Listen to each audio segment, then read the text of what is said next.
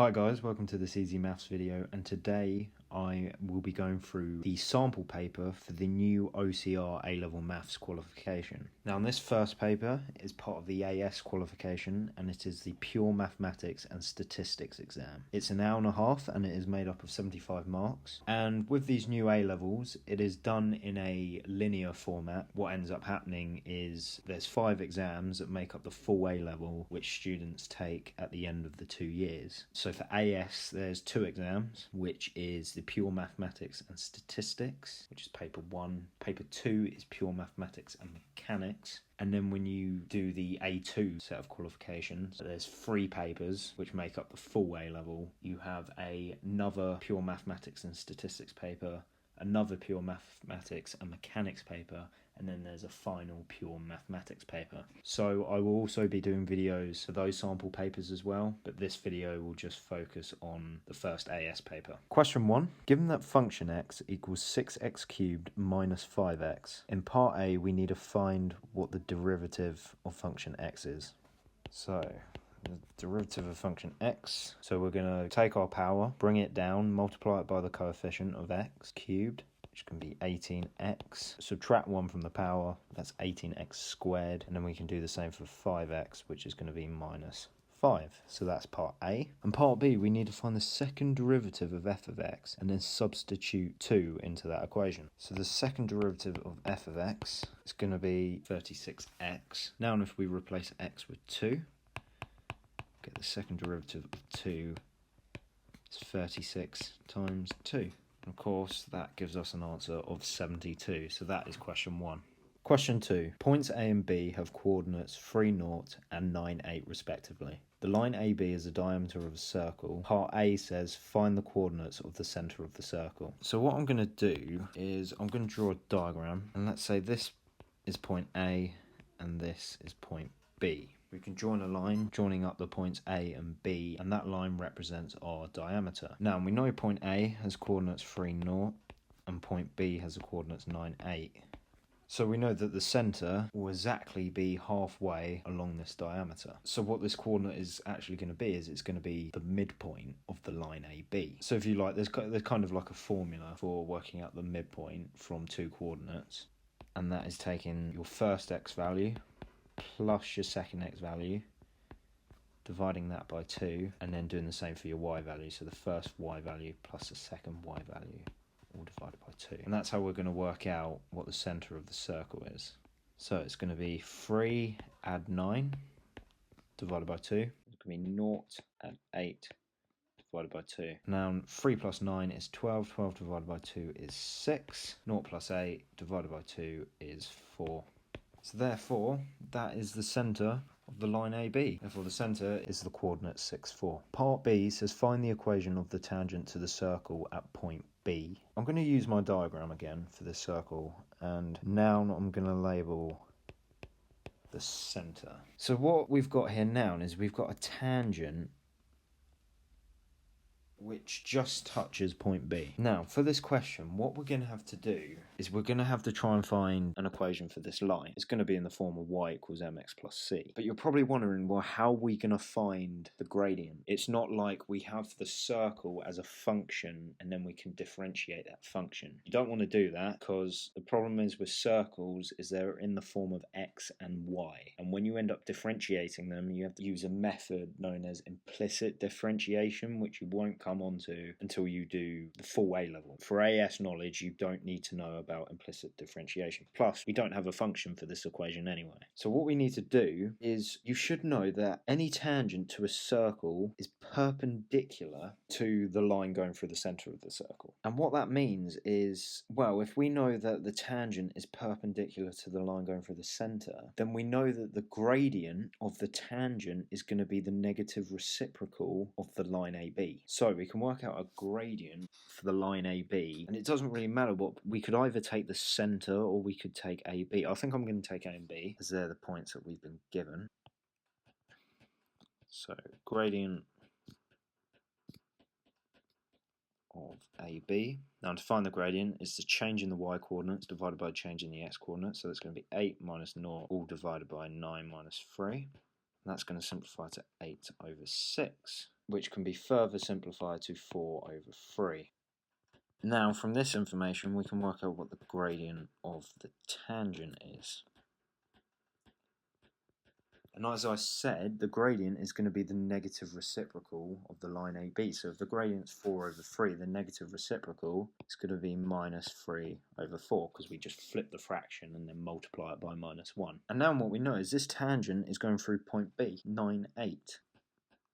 So we've got the gradient, we've got a coordinate which the tangent is passing through. So now we can form the equation by using the formula y minus y1 equals m bracket x minus x1, where x1 is this x value, y1 is that y value, and m is the gradient of the tangent. So it's going to be y minus 8 equals minus 3 over 4, all multiplied by x minus 9. I'm going to multiply the 4 by both sides, so I'm going to get 4 all multiplied by y minus 8 equals minus 3 all multiplied by x minus 9. I'm then going to expand this out, so I get 4y minus 32 equals minus 3x plus 27. And then I'm then going to rearrange this in the form of x plus y plus or minus some constant is equal to 0. So I'm going to have 3x plus 4y. It subtracts 27 from both sides, so I can move the 27 over to the left hand side. So I get minus 27 minus 32, which is minus 59.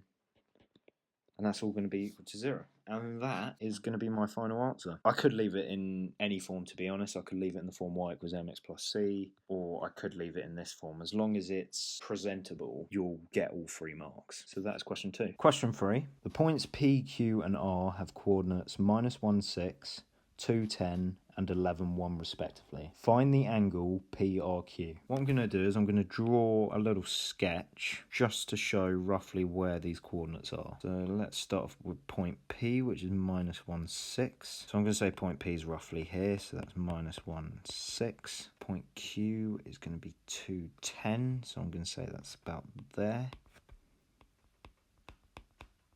Point R is 11, 1, so I'm going to say that's there. Okay, so now if I join these points up, you can see that I've got a triangle. And what we need to do is we need to find this angle here, PRQ. So there's a couple ways in which I could do this. I could use the formula to find the distance between 2 points and then work out what the length of PR is, what the length of PQ is, and what the length of PR is. Or I could find what the change in X values and the change in Y values are between each point, and then I could use Pythagoras' theorem to work out the third side of each of those triangles. So I think I'm going to go with that method, as it gives you a bit more of a better visual understanding of what's going on. So what I'm going to say is, in order to get from point P to point R, well, point P I'm currently at minus 1, 6. So to get from 6 to 1 for my y coordinate, I'm going to need to go down 5, so I can label this side as 5. And then from minus 1 to 11, I'm going to need to go across by 12. So that means this hypotenuse here, so if I say length PR is going to be equal to square root of 5 squared plus 12 squared, all square rooted. So if you type that in onto your calculator, it gives us an answer of 13. Okay, so we can do the same for points P to point Q. To get from minus 1 to 2, I'm going to need to go across 3. And to get from 6 to 10, I'm going to need to go up 4. Now, length PQ, well, it's just a triangle with sides of 3 and 4. If you know your Pythagorean triples, you'll know that the hypotenuse will be 5. So I'm not going to type that into my calculator. I'm just going to write 5. And then I can do the same for length QR.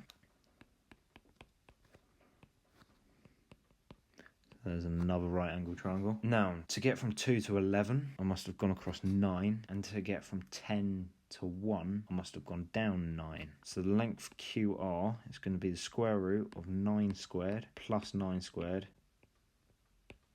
I'll type that into my calculator. I get an answer of 9 root 2. Okay, so now I've got all the side lengths of my triangle, you should be able to realise that we can find the angle using the cosine rule. The cosine rule is a squared equals b squared plus c squared minus 2bc cos of A. So I can rewrite this if you like in terms of P, Q and R. So R is going to be our angle. So if I replace this with cos R, so our other side lengths are going to be 2PQ, and then it's going to be small r squared is equal to P squared plus Q squared minus 2P Q cos R. And then what we can do is we can rearrange this formula to find what the value of cos R is. So what you want to do is you want to bring the 2PQ cos R to the left hand side, and you want to move the R squared over to the right hand side. So we're going to get 2PQ cos R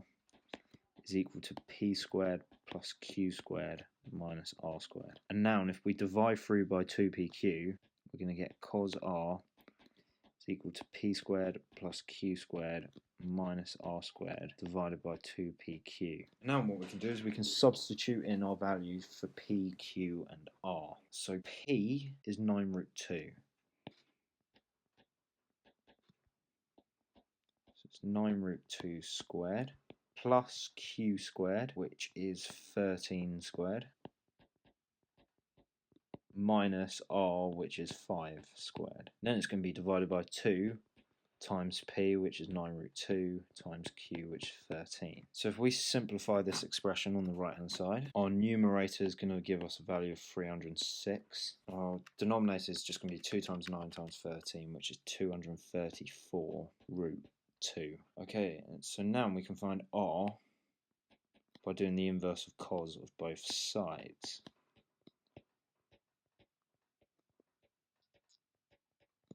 And we can work out what our angle is going to be by doing the inverse of cos of 306 all over 234 root 2.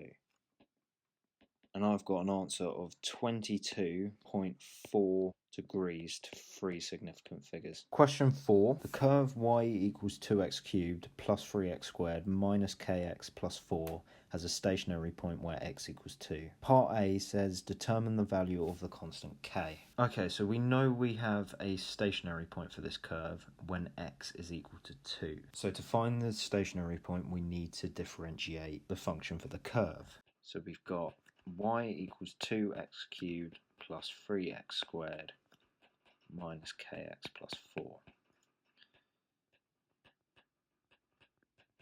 So if we differentiate this function, we are going to get 6x squared plus 6x minus k. So when you have a stationary point on a curve, what we say is the derivative of our function is equal to 0. So dy by dx is equal to 0. So we can say that 6x squared plus 6x minus k is equal to 0. Now we know that there is a stationary point where x is equal to 2. So if we substitute x equals 2 into this formula, then we can rearrange it to find our value for k. So we're going to have 6 all multiplied by 2 squared plus 6 multiplied by 2 minus k equals 0. Bring the k over to the right hand side.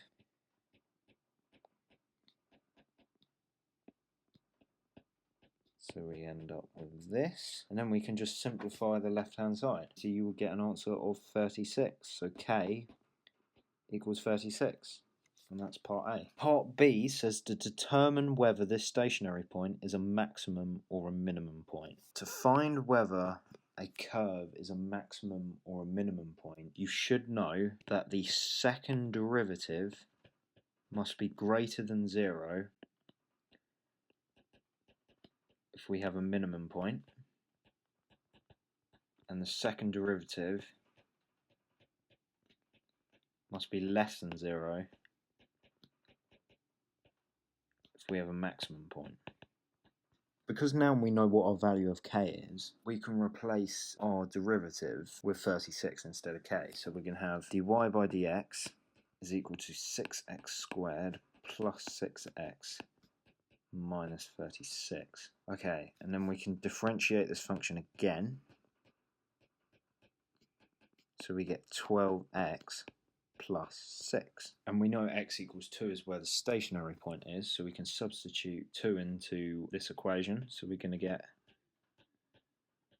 second derivative is equal to 12 times 2 plus 6. 12 times 2 is 24 plus 6 is 30. And as you can see, the second derivative is positive, so it is greater than 0. So therefore, we can say that the stationary point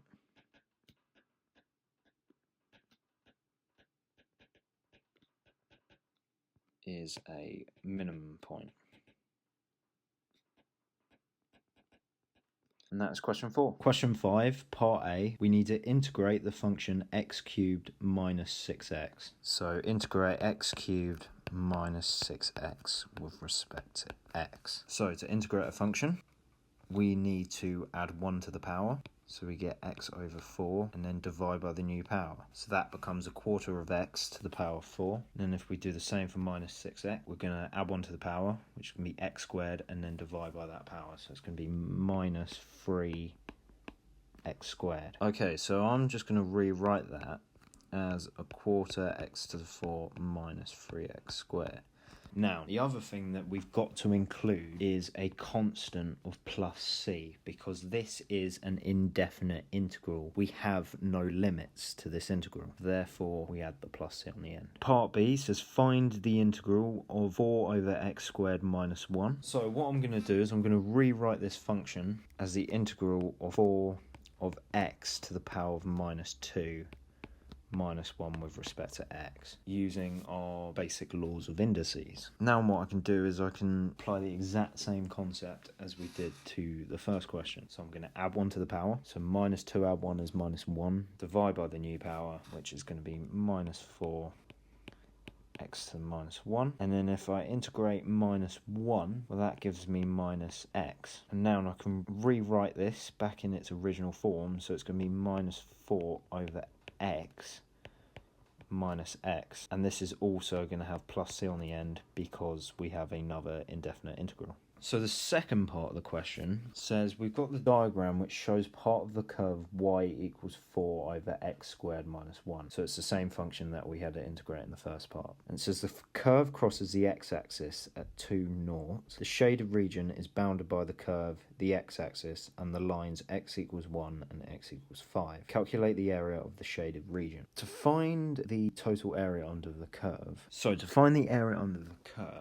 what we will need to do is to find this area, we will need to integrate y, which we know what the value of y is, because we worked out in the first part, it's going to be minus 4 over x minus x. But what's going to happen now is we're not going to have this plus c at the end, because we're going to be working out a definite integral, because we're going to have limits of 2 and 1 to find that area.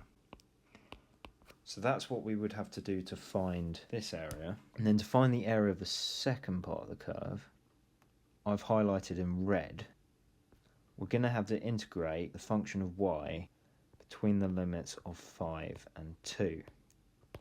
Now, another thing to be aware of is the area above the x-axis is going to be positive and the area below the x-axis is going to be negative. So what we're actually going to end up doing is we're going to take our first integral and subtract it from the second integral. Okay, so that is what we've got to work out. So as I said, it's the integral of y between 2 and 1 with respect to x subtracted by the integral of y between the limits of 5 and 2 with respect to x. So we know that if we integrate y, we're going to get minus 4 over x minus x.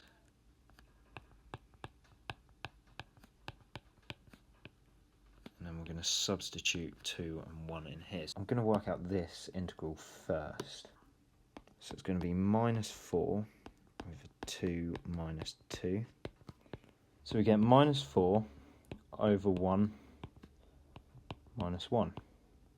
So if we simplify this, we get minus 4 over 2, which is minus 2. Minus 2 minus 2 is minus 4. And then we get minus 4 over 1, which is minus 4. Minus 1, which is minus 5. But then we've got that negative on the outside of the bracket, which is going to give us plus 5.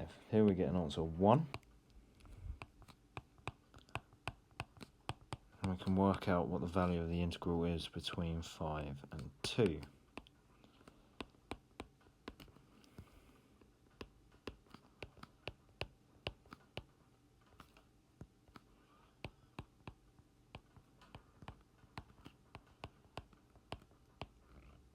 So we simplify the first expression.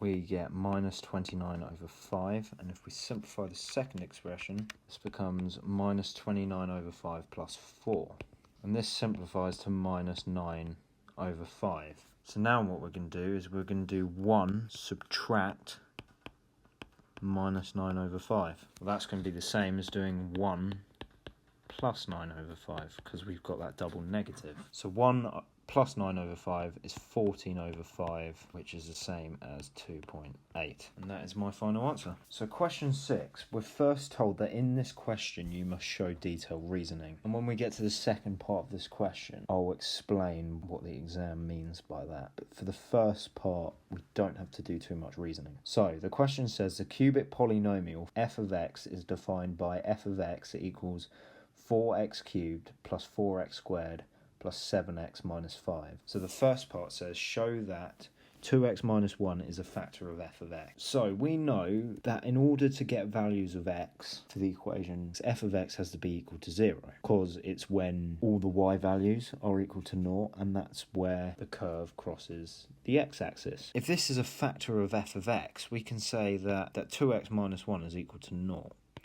So of course x is equal to a half. And basically what we're saying is if we substitute a half into f of x and our value is equal to 0, then we know that the curve must cross the x-axis when x is equal to a half. So if f of x is equal to 0, then we know that 2x minus 1 must be a factor of f of x. So what I'm going to do is I'm going to say f of a half is equal to 4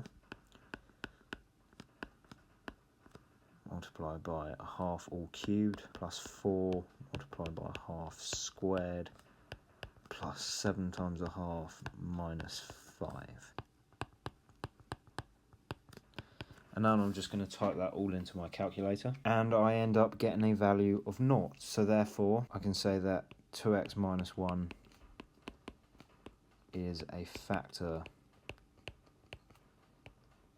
of f of x. And then you could say as the curve crosses the x-axis at this point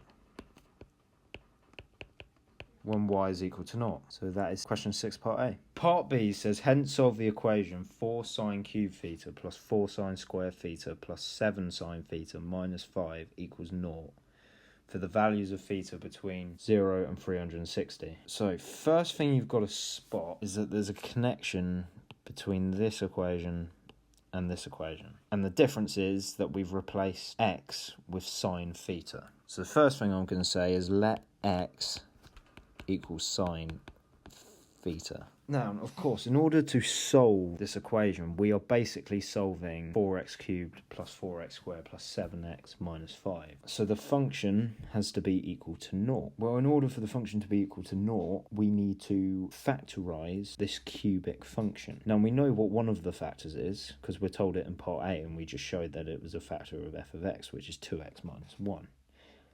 So what we can do is we can find what our quadratic function is by using polynomial division. That's a method I'm going to use. There's quite a few other methods you can do, but I think polynomial division is one of the quicker ways of doing it and one of the more accurate ways in factorizing a cubic equation. So to do polynomial division, what we're going to do is we're going to take 2x minus 1,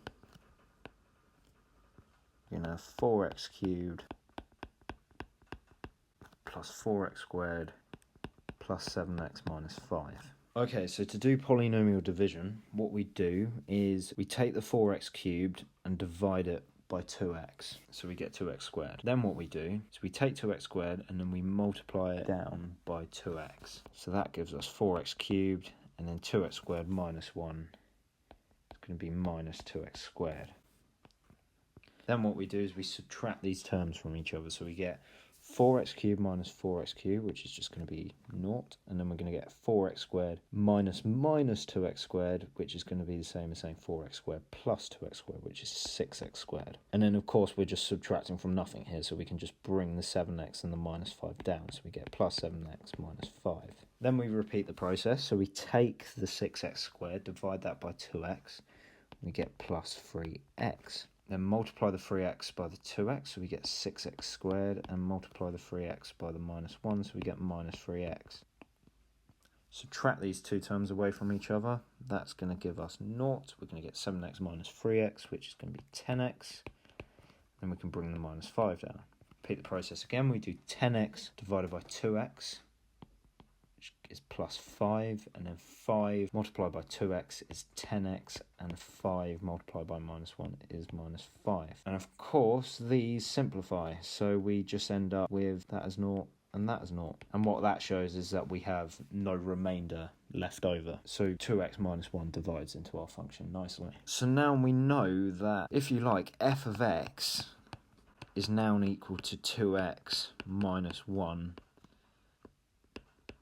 all multiplied by 2x squared plus 3x plus 5. So we've got a linear term and a quadratic term. So what we can now do is we can see whether we can factorize this quadratic equation. Now I can tell you just by looking at it that 5 and 1 do not go into this equation. So what we can do is we could use the quadratic formula. But what I'm going to do first is I'm actually going to test for the discriminant to see whether this quadratic function has any real roots. Because if it doesn't have any real roots, so in other words, when b squared minus 4ac is less than 0, then there's not much point in trying to use the quadratic formula. So that's what I'm going to do first. I'm going to test for the discriminant. So I know that my a value is 2, my b value is 3, and my c value is 5. So using the discriminant, b squared minus 4ac, I'm going to get 3 squared minus 4 times 2 times 5. Now, if I type this into my calculator, what you'll see is I get an answer of minus 31. Of course, minus 31 is less than 0. So now what I can say, therefore,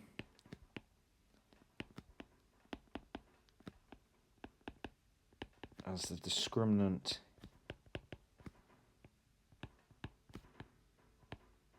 is less than 0, the equation 2x squared plus 3x plus 5 has no real roots.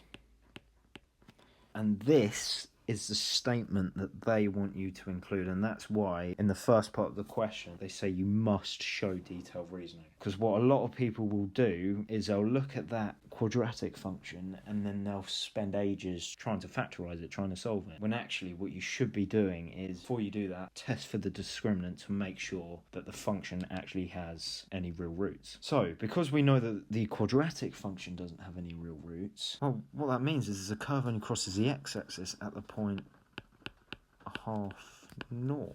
So what I can now do is I can say that 2x minus 1 is equal to 0. But of course this question is now in terms of sine theta. So if I replace x with sine theta, I'm going to get 2 sine theta minus 1 is equal to 0. And that's going to be 2 sine theta is equal to 1. So sine theta going to equal a half. And of course, remember, the start of the question says that we need to find values of theta between 0 and 360 degrees. So first, if I do inverse sine, I get 30 degrees. Now, to find the other values of theta, you can either use the car circle or draw a graph. But for this example, I'm going to use the car circle. So this is our car circle. That value is 30 degrees, which means that in our sine quadrant, we're also going to have another value of 30 degrees. So what I need to do is I need to find what this angle is. So I'm going to need to do theta is equal to 180 minus 30, which is 150 degrees. And that is it. That is our only answers for theta. So I can say, therefore, theta equals 30 and 150 degrees. Question 7, part A says sketch the curve y equals 2x squared minus x minus 3. So for this question, in order to get all 3 marks, we're going to get 1 mark for getting the shape of the curve correct, get another mark for finding where the curve intersects the x-axis, and then we get the last mark for finding where the curve intersects the y-axis. Because this function is a quadratic equation, we know that it's going to have the shape of a parabola. But first, we need to find where it intersects the x-axis. Well, we know it intersects the x-axis when y is equal to 0. When y is equal to 0, we get 2x squared minus x minus 3 is equal to 0. Now 3 has factors of 3 and 1. So if we try and factorize this, what you should be able to see is if we make this minus 3 and this plus 1, what's going to happen is we're going to get 2x times x, which is 2x squared, 2x times 1, which is plus 2x, then minus 3x, which is going to give us minus x, and then minus 3. So therefore that is what this equation will factorize to. That's all equal to 0, so both of these factors are equal to 0, so we can therefore say that x is equal to 3 over 2, or x is equal to minus 1. So these will be the 2 points in which it intersects the x-axis. We say that's minus 1, and we can say that's 3.5. Now we just need to find where it intersects the y-axis. Well, it's going to intersect the y-axis when x is equal to 0. We're going to get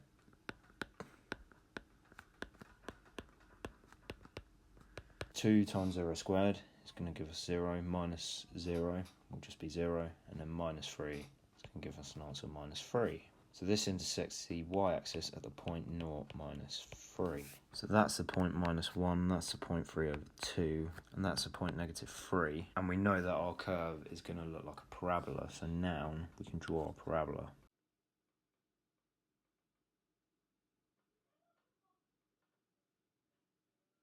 Which will look something like that. Part B says, hence or otherwise, solve 2x squared minus x minus 3 is less than 0. So here we've got a quadratic inequality. Well, because we've solved this equation when it's equal to 0, we know that our x values are 3 over 2 and minus 1. But what this inequality is basically saying is that what are our x values when y is less than 0? Well, if y is less than 0, we're basically saying that our x values are going to be within this range here, basically all the x values below the x-axis. And if we know that this curve intersects the x-axis at the points minus 1 and 3 over 2, then what that means is our range of x values is going to be between minus 1 and 3 over 2. So that is how we would solve part B. Part C says, given that the equation 2x squared minus x minus 3 equals k has no real roots, find the set of possible values of k. So we've got the equation 2x squared minus x minus 3 is equal to k. And we know that this equation has no real roots, and we need to find all the possible values of k. As you will remember, when we looked at question 6 part B, when we said that a quadratic equation had no real roots, we said that the discriminant is less than 0. In other words, b squared minus 4ac is less than 0. So what we can do is we can form an equation in terms of k using the discriminant in order to find our values of k, because we know that if we substitute the values of a, b and c from this quadratic equation into the discriminant, then we're going to get an equation in terms of k which is less than 0. So what I'm going to do is I'm going to change this equation slightly by bringing the k over to the left-hand side. So we get 2x squared minus x minus 3 minus k is equal to 0. And then we can find our values for a, b and c. So a is going to be 2, b is going to be minus 1, and c, well, that's going to be minus 3 minus k. And we know if we've got no real roots,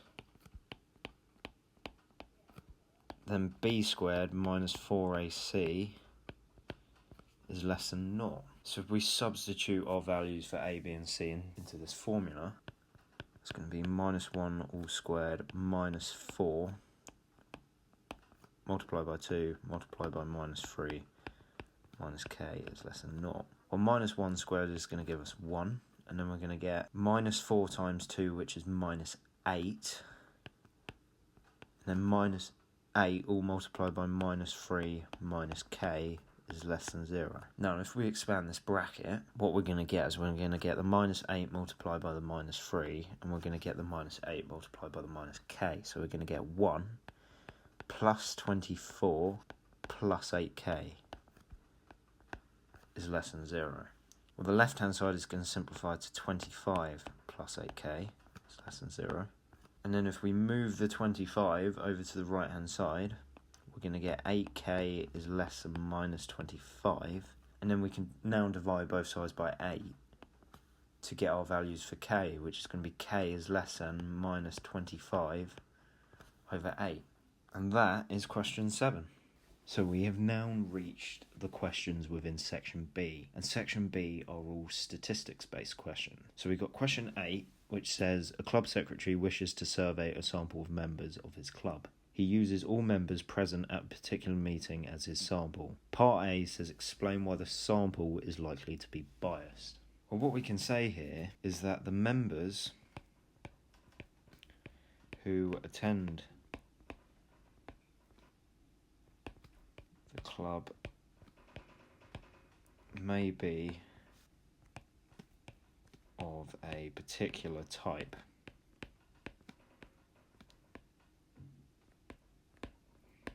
And what I mean by that is the members within this meeting, the secretary may know quite well. So the sample could be influenced by the secretary's decision. You could also look at this question the other way and say that, well, the members who were absent from the meeting have not been included in the sample. So you could look at it that way and say that the sample is also biased. So that's part A.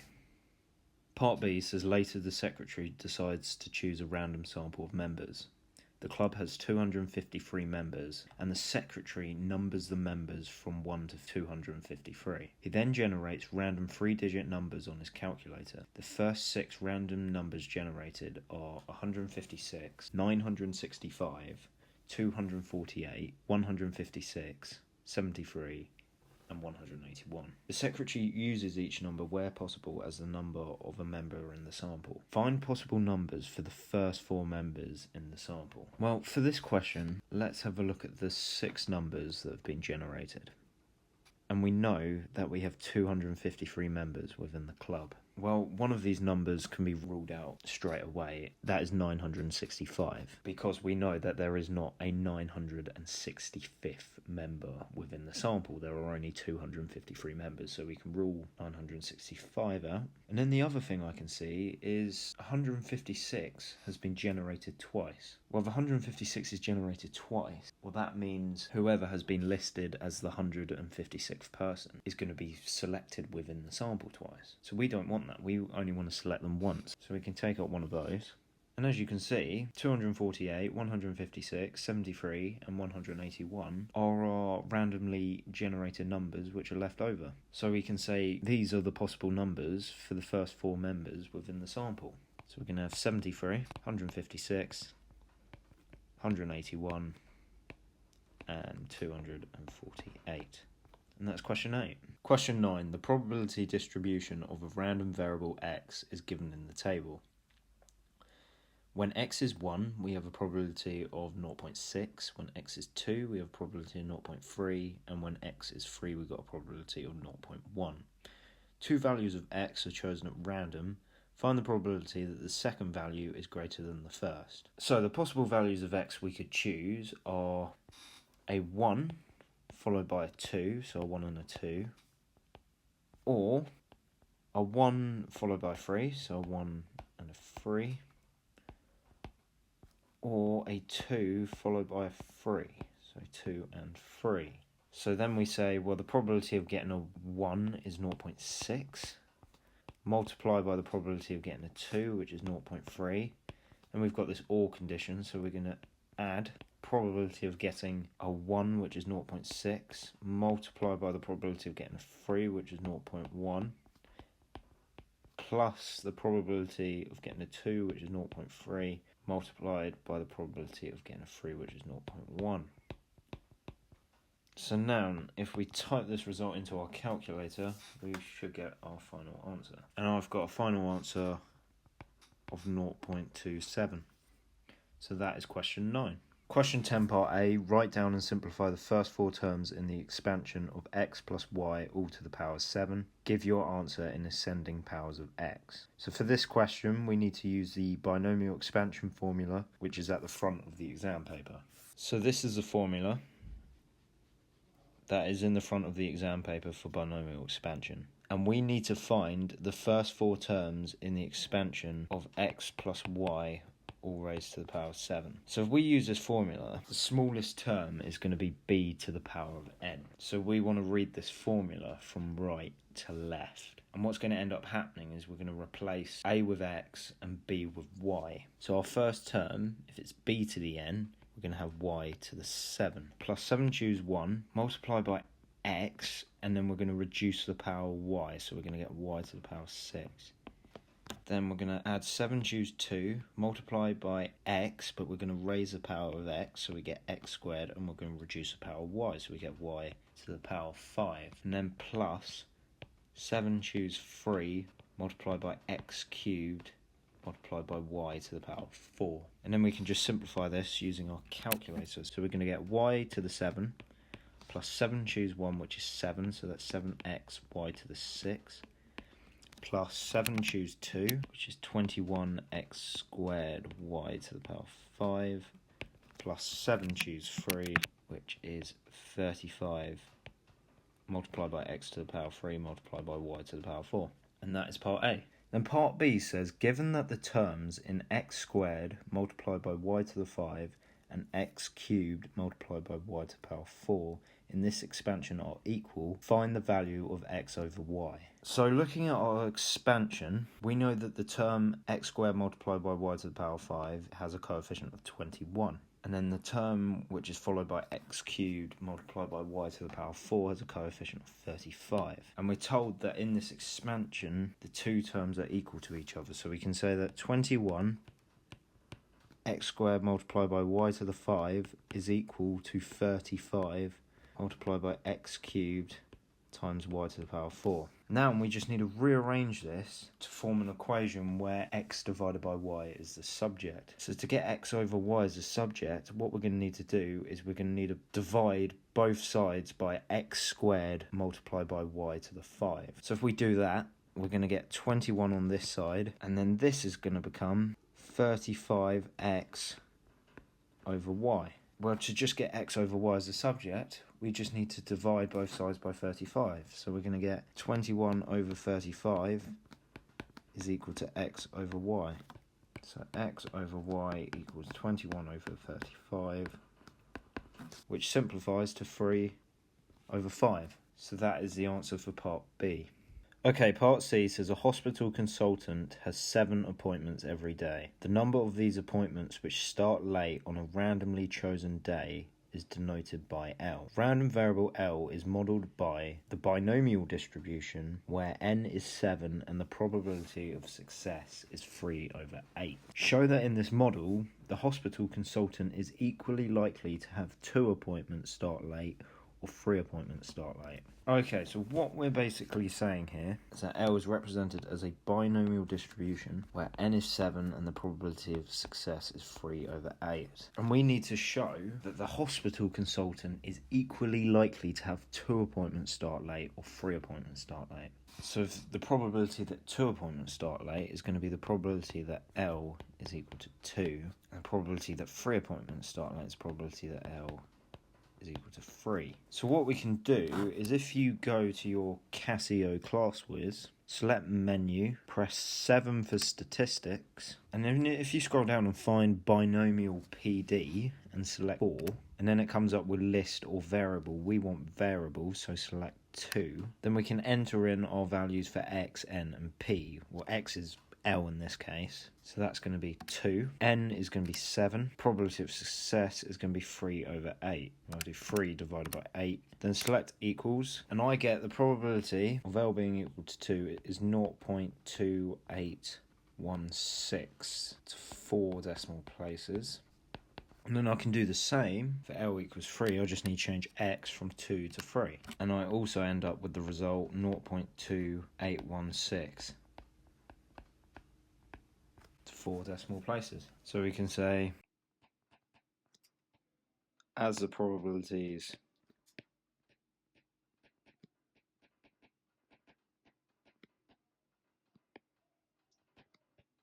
are the same, the hospital consultant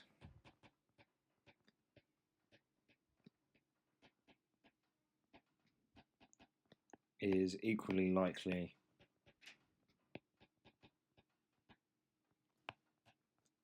to have 2 or 3 appointments start late. And that is question 10. Question 11, the scatter diagram below shows data taken from the 2011 UK census for each of the local authorities in the North East and North West regions. The scatter diagram shows the total population of the local authority and the population of its workforce that travel to work by bus, minibus or coach. So we've got a scatter graph there, which shows the population against a proportion by bus, minibus or coach. Part A says Samuel suggests that with a few exceptions, data points in the diagram show that local authorities with larger population generally have higher proportions of workers travelling by bus, minibus or coach. On the diagram in the printed answer booklet, draw a ring around each of the data points that Samuel might regard as an exception. So this data is actually taken from the large data set that you should have studied before you take the exam. Now, you're not provided with a copy of the large data set within the exam. However, you are expected to analyse the data and you should think about what possible questions could come up in the exam. Now, this question is talking about drawing a ring around the data points that might be regarded as an exception. As you can see, the data points tend to form a positive correlation. So if we were to draw a line of best fit, which would probably look something like this, well, we would need to find the data points which are outliers, which are preventing this scatter diagram from having a perfect positive correlation. Well, they would be these 3 points here, and this is because all of the other data points follow the trend which would suit a positive correlation. So that would be the answer for part A. Part B says Jasper suggests that it is possible to separate these local authorities into more than one group, with different relationships between population and proportion travelling to work by bus, minibus or coach. Discuss Jasper's suggestion referring to the data and to how differences between the local authorities could explain the pattern seen in the diagram.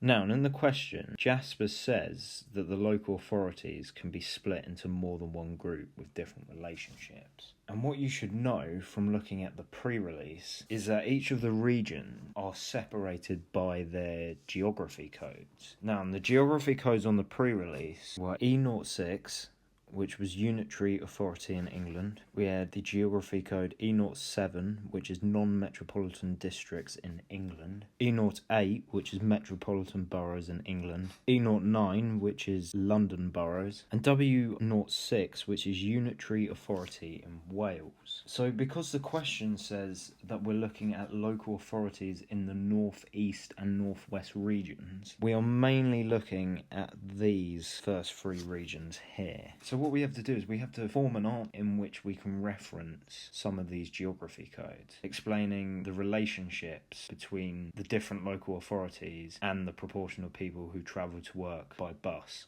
So what I've done is I've included another copy of the scatter diagram just so we can try and analyse this information a bit more and see whether we can link some of these geography codes to some of the data points on this diagram. So as I said, the main local authorities we are looking at are unitary authorities, metropolitan districts and non-metropolitan districts. So a unitary authority is basically a local council, and a metropolitan district is more like a city, and a non-metropolitan district is a district that operates like a city but its populations are similar to unitary authorities. So for example, because we're looking at the northern regions, if we take a city, say Manchester for example, Manchester would be the metropolitan district, but the smaller towns or villages within Manchester, the councils that run those towns or villages are the unitary unitary authorities. So that's what we mean by those three terms.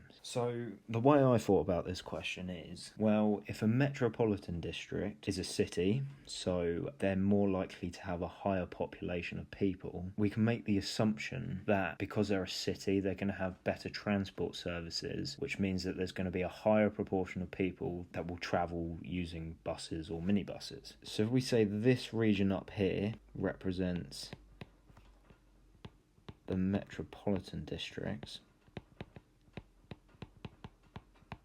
then what we could say here is that these data sets form large unitary authorities which have poor transport services, so therefore there's a larger proportion of people that don't travel by bus or minibus.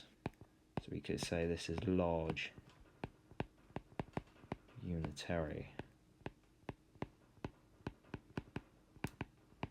authorities. But then what do all these other data points suggest then? Well, these would have to be non-metropolitan districts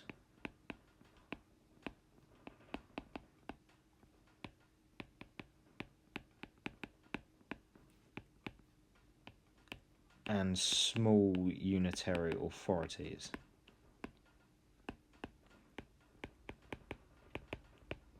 But within our written answer, what we're going to have to say is that within this region of data point, it is hard to distinguish between unitary authorities and non-metropolitan districts, as this is quite a concentrated area. There's a large number of data points within this region. So this is how I think we could formulate our answer. We could say Jasper may suggest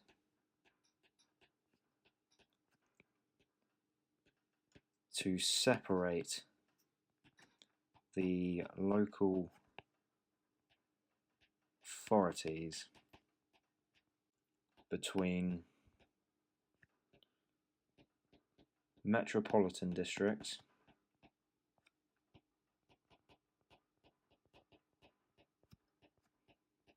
non-metropolitan districts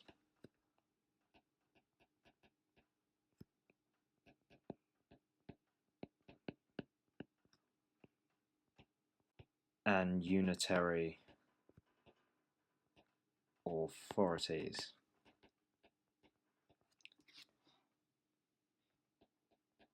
As seen in the diagram,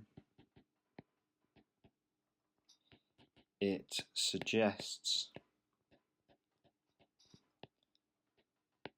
that the metropolitan districts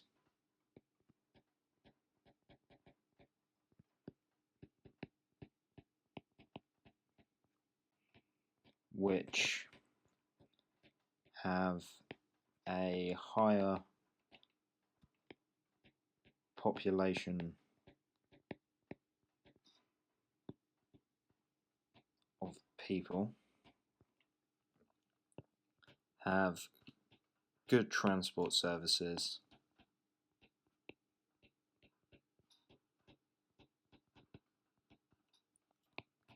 therefore a higher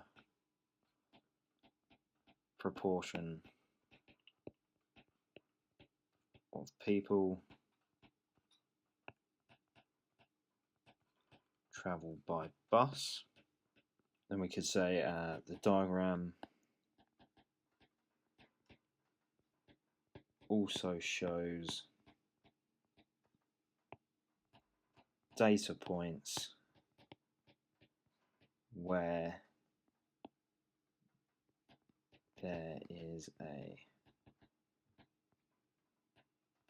high population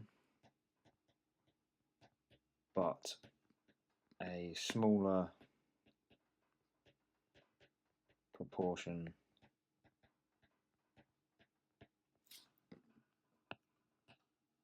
of people travel by bus.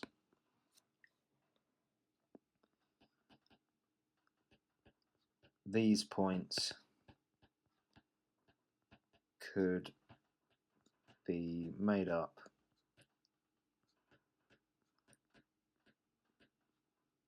of large unitary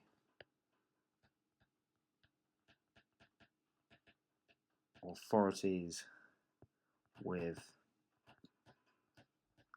poor transport services.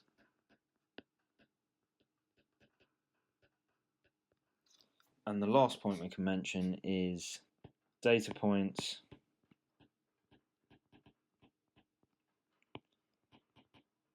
with a small population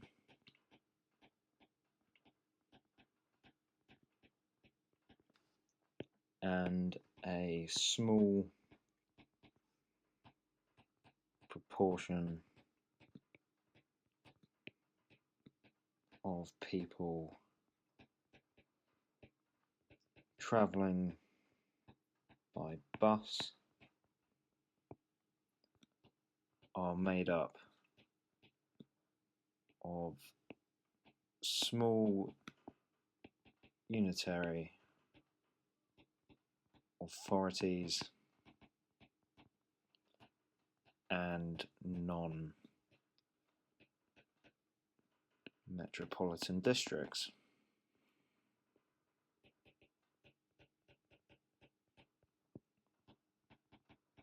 Which are difficult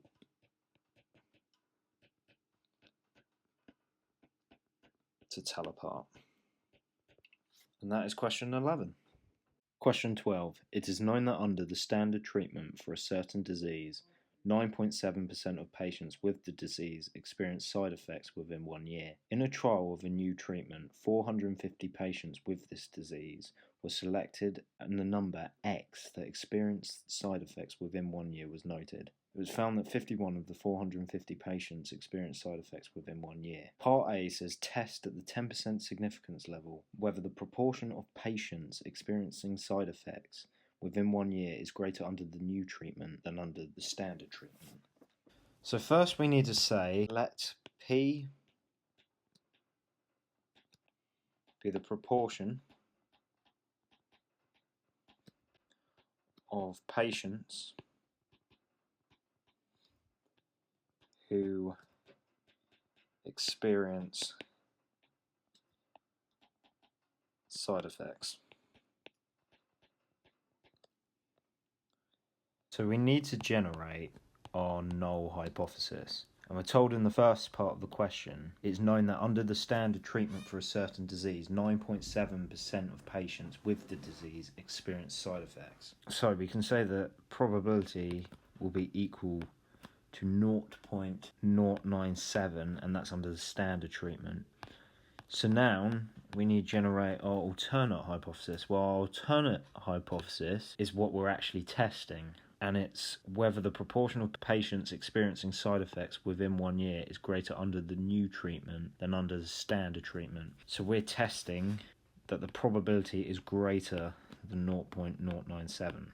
So here we have a one-tailed test. Now the other thing that you should notice, that of course this is not a normal distribution because we've got this probability here and it's the probability of success, and there's 450 patients. So if you like, those 450 patients are our number of trials. So what that means is we've got a binomial distribution. So we say that X can be represented with a binomial distribution of N, where N is 450, and the probability is 0.097, and it says that it was found that 51 of the 450 patients experienced side effects within 1 year. So we are testing for the probability that X is greater than or equal to the 51 patients.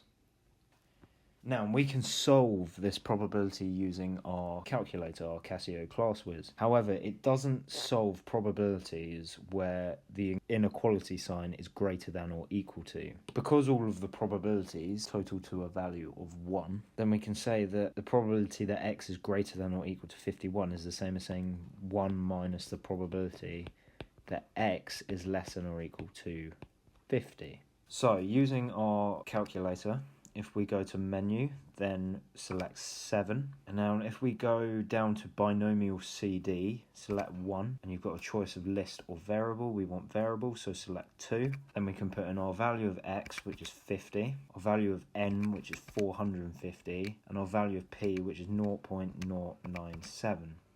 Select enter, and this is the same as saying 1 minus 0.8616986812. So on my calculator, I'm going to do 1 minus the answer key, and I get 0.138 to 3 significant figures. Now the significance level is 10%, and we've got a value which is basically 13.8%. So what we can say is, therefore, as 0.138 is greater than 0.10, we fail to reject H0. Therefore, there is insufficient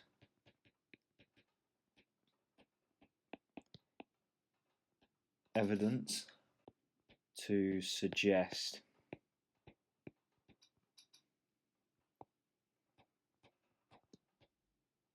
that the proportion of patients under the new treatment had greater side effects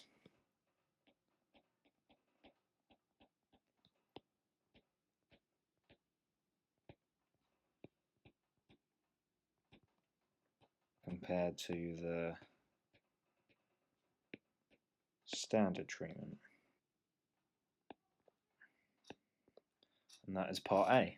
Now, part B says it was later discovered that all 450 patients selected for the trial were treated in the same hospital. Comment on the validity of the model used in part A. If all 450 patients were treated in the same hospital, what we could say is that this suggests that all of the patients were treated together, which would of course mean that each patient was not treated individually. And for a binomial distribution to be valid, each event needs to be independent of the next. So we can say that the binomial distribution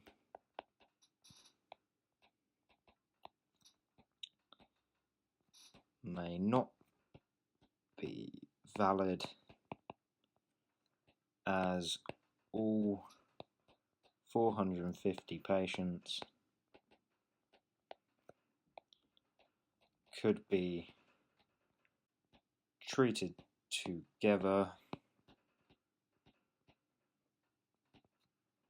Therefore,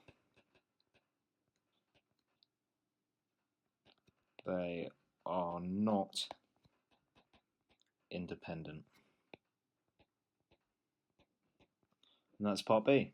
Question 13. Clara used some data from the 2011 UK census to summarise information on carbon emissions due to travel to work. In 2 local authorities, her results are shown below. So this is a table taken from the Excel spreadsheets for the large data set. And part A says Clara calculated the values for the column-headed shared motorised transport by doubling the value in the passenger in a car or van column of the original data set. Explain what assumptions she has made and what other adjustment would need to be made to the data to take account of this. So, by doubling the value in the passenger in a car or van column, Clara has made the assumption that the shared motorised transport column is made up of exactly 2 people. So we can say that she has assumed that any car or van is made up of exactly 2 people. Now, what we can do to resolve this problem is on the original data set, there was a column for driving a car or van. So what we could do is we could subtract the total number of passengers in a car or van from the total people driving in a car or van in order to get the number of people driving alone. And say the original data can be adjusted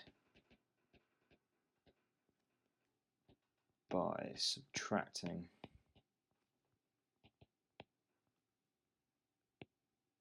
the number of passengers in a car or van from the number of people driving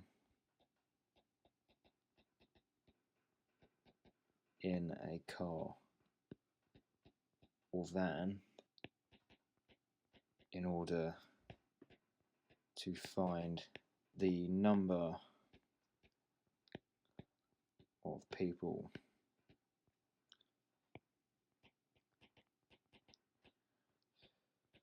driving alone. So that's part A. Part B says Clara suggests that the average carbon emissions per worker due to travelling to work is larger in region B than in region A. First part says use data from the table to support Clara's suggestion. So if we look at the table, we basically need to find percentages which are higher for region B compared to region A. And the main one you should be able to notice is the percentage of workers who use individual motorised transport. So for the first part, we can say the proportion of people using motorised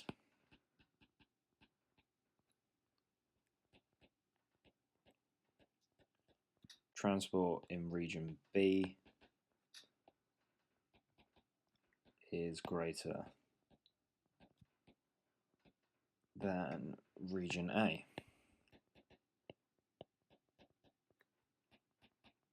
And the second part of the question says, use data from the table to argue against Clara's suggestion. And we could talk about this point here, where the proportion of people using no motorised transport in region B is actually higher compared to region A. Part 2, the proportion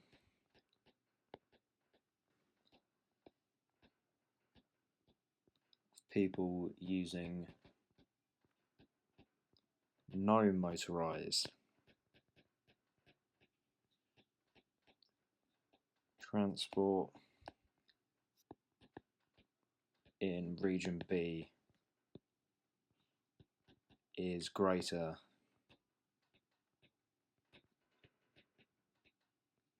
than region A. And that is question 13 completed.